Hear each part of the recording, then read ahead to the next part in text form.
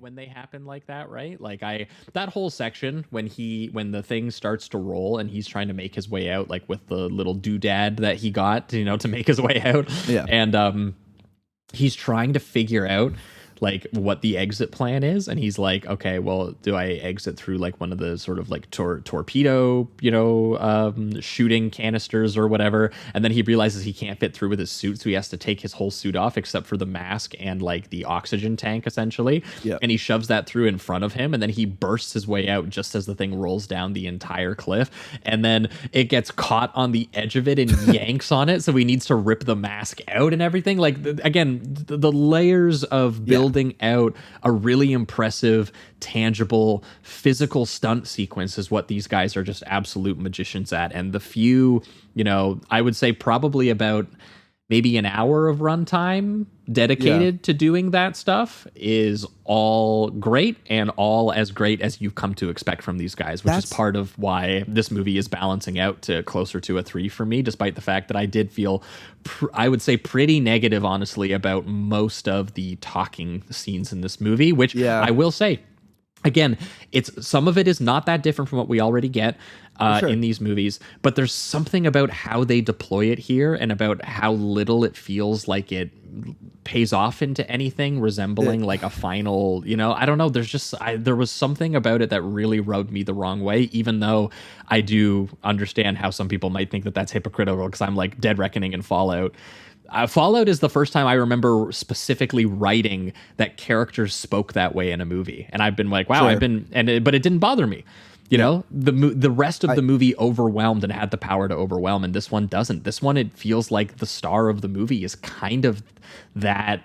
Like the stunt sequences feel like they're meant to be in service of the feelings of the writing in this one. And by the time you get to the very end of this and you get to the stuff with the president and you get Angela Bassett looking so morose, and you get Holt McCanley being like, that son of a bitch, he really fucking did it. And every single character has to bow and monologue about Tom Cruise, and Tom Cruise just stares into the distance and goes, yeah, I'm the only one who can be trusted with nukes because I'm the coolest and I'm the best. And, again, it's whether it's that different than what they've been doing for 3 movies or so, mileage may vary. I was surprised at how much it impacted my enjoyment of this one, which is how I know that something different happened here, because it didn't impact my enjoyment previously. I will say, like, I even felt like I was starting to see it in the beginning when they do it's basically the whole, like, the first 5 minutes is Tom Cruise sitting at a, like, pretty much just in front of the camera and getting the exposition of what this entire franchise is set up so that we know what the mission is. I honestly wouldn't be that upset about that if the rest of the movie didn't also do that the entire fucking time. But the intro does it, and even in the intro, as the computer voice is telling him his mission and everything, she's saying things that are like, why are you telling Ethan Hunt this? Like, this is clearly exposition and dialogue for an audience, and I just felt like I could just see through the work at this point. It wasn't seamless this time. I saw through the curtain, you know what I mean? And it was just I don't know. Everything else about it is still so skilled, and every action sequence and every part of Mission Impossible that I do love is in here, but it kind of felt like an assembly cut or something. It was like, this needs to be cut down by like 50 minutes. You don't need all this shit. You don't need the franchising. You don't need the over-explaining. I wish they had left it as a part 2, because I bet you that part 2, if they just started and they said, hey, look, we assume that you've watched part 1 because we called it part 1 and part 2. The setup is out of the way. We are just going to go straight into Ethan got the key.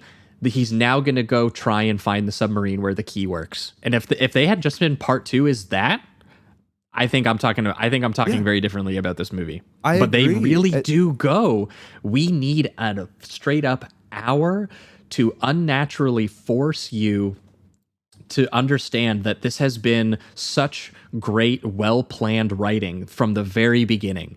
And I went, I do not believe you. And the writing itself, though, as the retconning tells you, no, it's not. It's not seamless. It's not good. Like, the only reason that you would have to do all these flashbacks and these like literal clips of older movies of Mission. Like they go back to the first one. The only reason that you have to do that is because you don't have the confidence in your audience that they understand what's been happening. Therefore, your writing hasn't been that good in that department. Like I don't understand. I just don't get it. It doesn't make any sense to me the way that they did the exposition and the way that they did the plotting. Everything else, like the action sequences and Cruz is still great, and everyone is still great. Like Ving Rhames' death scene, I thought was awesome. I actually did love it. I think that he's a great performer. I like the idea that he looks at Ethan. And they've done goes, good casting throughout the entire franchise. So none of these actors are bad. I was just surprised again that if it really does feel like those supporting character roles have been reduced for the Tom Cruise show. Yeah, absolutely.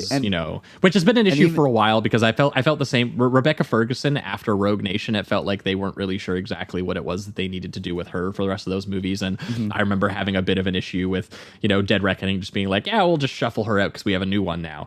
But at the very least, I was like, Haley Atwell was really good in the last one. And in this, she's not given much at all except for to just make googly eyes at Tom Cruise and wear a tank top while she resuscitates him. And it's like I will give her credit, like she is trying with the dialogue that she's given. Like there's obvious moments where they're doing the plan of they're doing the classic thing of like, Ethan, this is your plan, this is absolutely insane.